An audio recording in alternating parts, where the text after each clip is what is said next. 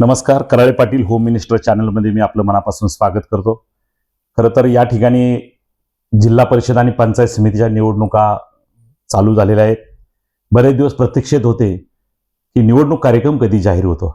आता तोही देखील जाहीर झालाय. अशातच आपल्या वापगाव रेटवडी हा जो काही जिल्हा परिषद गट आहे त्यामधील वापगाव गणातील काही इच्छुक उमेदवार आहेत. त्यामध्ये या ठिकाणी जे इच्छुक उमेदवार आहेत त्यांच्याकडे आलोय. त्या म्हणजे या गणामधील त्या पंचायत समिती सदस्य राहिलेल्या सुनीताताई संतोष सांडभोर यांच्याकडे आपण आलोय. जाणून घेऊया, त्यांच्याशी चर्चा करूया की त्यांची राजकीय वाटचाल कशी राहिली, या गणामधील विकास कामं किंवा एकूणच जनतेचा आशीर्वाद कशा पद्धतीने ते घेत आहेत, सगळ्या गोष्टीची आपण त्यांच्याकडे चर्चा करणार आहोत. ताई नमस्कार. मला सांगा, तुम्ही आता या पंचायत समिती गणामध्ये इच्छुक उमेदवार म्हणून पुढे आलेला आहेत. खरं तर यापूर्वी देखील या गणाच्या तुम्ही सदस्य राहिलेले आहेत, परंतु आता पुन्हा एकदा जनतेचा आशीर्वाद आजमावण्यासाठी तुम्ही इच्छुक झालेला आहात. काय सांगाल, कशा पद्धतीने तुमचा आता प्रचार चालू आहे, म्हणजे कशा पद्धतीने लोकांपर्यंत तुम्ही पोहोचताय, आशीर्वाद घेताय? नमस्ते, मी सौ सुनीता संतोष सांडभोर. बरं. मी पंचायत समितीला खरं तर कामं केलेली आहेत. माझ्यासाठी पूर्वीची गावं ही नवीन नसून मी त्या गावोगावी म्हणजे प्रत्येक घरात पोचलेली आहे. आणि कोणाचे प्रश्न, कोणाची लाईट असू, कोणाचे पाणी असू, रस्त्याचे असू, मी सर्व कामांमध्ये म्हणजे कार्यरत राहिलेली आहे.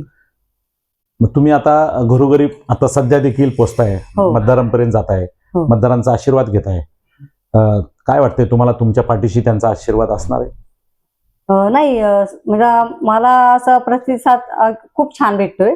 कारण की मी जी कामं केली आहेत त्या घरोघरी मी पहिल्या म्हणजे पोचलेलीच आहे.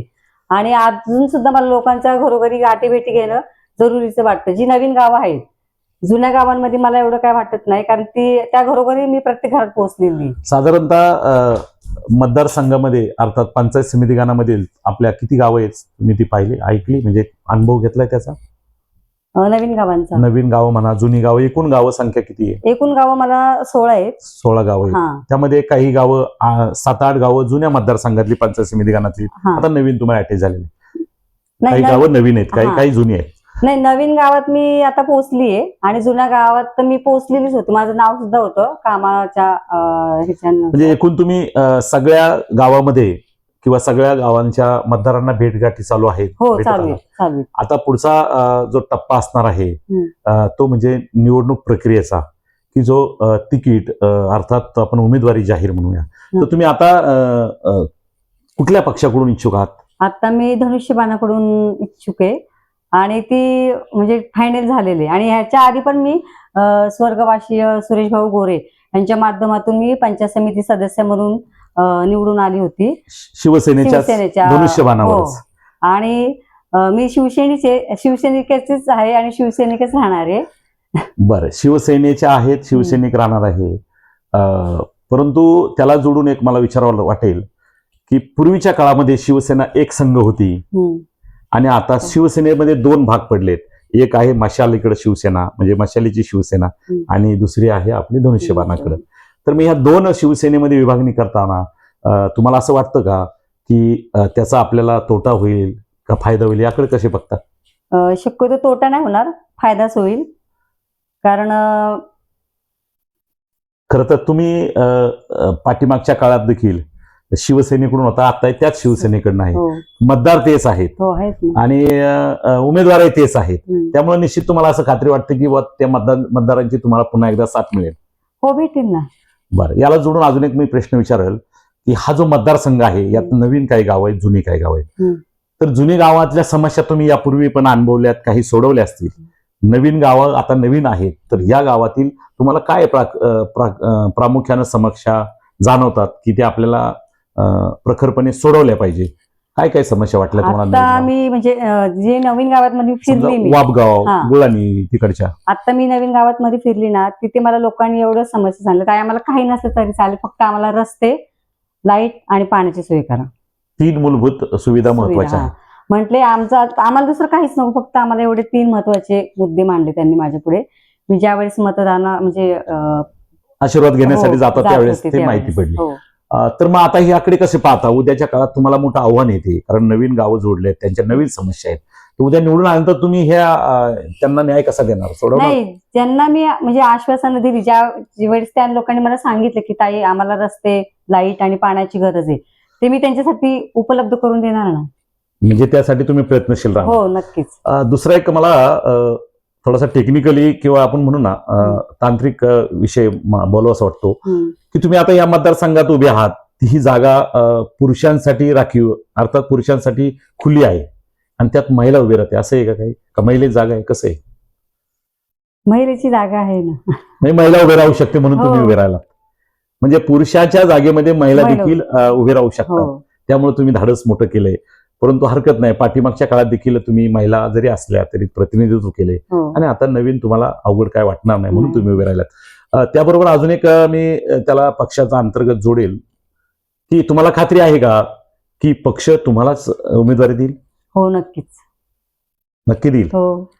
अजूनही काही इच्छुक उमेदवार आहेत, मग ते दुसरे काय उमेदवार धनुष्यबाण लावून प्रचार करतायत, फिरतायत, मग ते पण उद्या उत्सुक आहेत, मग त्यांना डावलून तुम्हाला देईल असं वाटतं? हो, वाटतं ना. तुम्हाला मिळेल असं वाटतं? हो, नक्कीच. कारण तुम्ही पूर्वी पंचायत समिती हो. सदस्य राहिले, माझी कामं तेवढी आहेत ना. कामं तेवढी आहेत आणि तुमचा अनुभव आहे, त्या हो. अनुभवाच्या बळावर तुम्हाला संधी मिळेल. हम्म. हरकत नाही. तर मग आता जाता जाता किंवा एकूणच या परिसरामध्ये काम करताना जनतेचा तुम्हाला आशीर्वाद मिळणार आहे किंवा खात्री वाटते की आशीर्वाद तुम्हाला मिळेल. परंतु एक प्रश्न विचारेल की उद्याच्या विजयाची तुम्हाला खात्री किंवा विजयाची गॅरंटी वाटते? तुम्हाला निवडून याल हो, तुम्ही? नक्कीच वाटते. एवढं आत्मविश्वासाने हो, कशाच्या बळावर आहे म्हणता ना, तुम्ही? कारण माझी कामं आहेत तेवढी आणि मी ज्या जुन्या गावांमध्ये फिरते ना, त्या गावांमधून मला पूर्ण म्हणजे प्रतिसाद आहे की ताई तुम्ही उभे राहिलात, खूप आनंद आहे. आणि म्हणजे मला ते आता सुद्धा म्हणतात ताई तुम्ही इकडे येऊ नका, तुम्ही जेवढी नवीन गाव आहेत तिकडे तुम्ही संपर्क साधा जास्त. इतका म्हणजे मला जुने तुमचं हो. पॉकेट आहे आणि आता नवीन फक्त तिकडे तुम्हाला फिरायचं असं वाटतं. हो. हरकत नाही. तर मला आता जाता थोडासा एक वेगळा प्रश्न किंवा वेगळं आव्हान आपण करणार आहोत, ते म्हणजे जनतेला. तर तुम्ही जनतेसमोर जाऊन काय सांगाल की उद्याच्या काळात तुम्हाला चांगला आशीर्वाद द्यावा, तुम्हाला निवडून द्यावं, संधी म्हणजे द्यावी आणि त्या संधीचं निश्चित उद्याच्या काळात एक चांगल्या प्रकारे सोनं या ठिकाणी निर्माण करीन, अशाबद्दल तुम्ही काय सांगणार जनतेला? जनतेला सांगणार मी, मला निवडून दिलं तर मी ह्या संधीचं नक्कीच सोनं करेल आणि शक्यतो रस्ते, पाणी आणि लाईट ह्याची पहिली मी सोय उपलब्ध करून दिली. खरं तर आपण ऐकलंय, जनतेने जर मला संधी दिली तर संधीचं मी सोनं करील.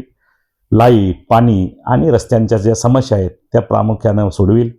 त्याचबरोबर उद्याच्या काळात या मतदारसंघाचा विकास मी या ठिकाणी साधणार आहे, अशी भावना आदरणीय ज्या पंचायत समिती सदस्य राहिलेल्या पूर्वीच्या आणि आता नव्यानं पुन्हा एकदा इच्छुक असणाऱ्या सुनीताताई संतोष सानवर यांच्याशी आपण चर्चा केलेली आहे. खरं तर ताई, तुम्हाला तुमच्या राजकीय आणि सामाजिक वाटचालीसाठी आमच्या Karale Patil home minister channel करून मनापासून शुभेच्छा देतो आणि वाटचालीसाठी देखील शुभेच्छा देतो.